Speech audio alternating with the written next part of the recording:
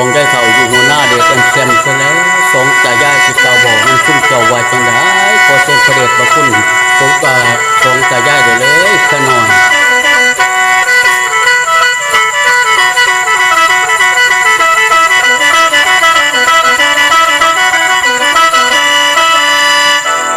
เราแฟนแฟ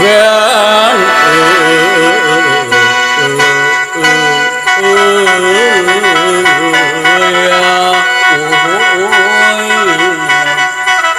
เราแฟนแฟนเอ้ยเพิ่นว่าเด้อว่าห่วงปาง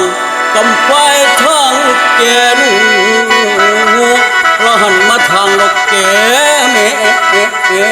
วดอกแอวอ้างคนี้เปลืองเราเสียงมันคึ้มคำห้องทั้งปักเกียนมีตังสองหัวละดีขั้นอุดเอาผัดยามขายดอกบายมุง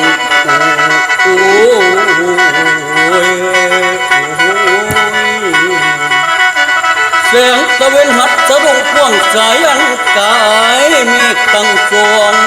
ชุมมุกกามันปวดเต้นชุมมุกกามันปวดเต้นมันโต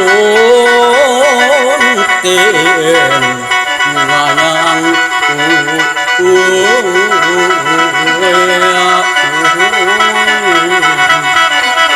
นี่ละโนจักว่าเสือโนตื่นสร้างโนสร้างตื่นบ่เสือดาวหันลงไปขวางทางโอ้ยเบิ่งเอาให้โอ้ยมันผิวอ่อนละมาทางโดนนกขุดไม่มาทางนาพูดเข้าให้นับแต่จากเมืองมาจากว่าไกลนอและไกลก็บิด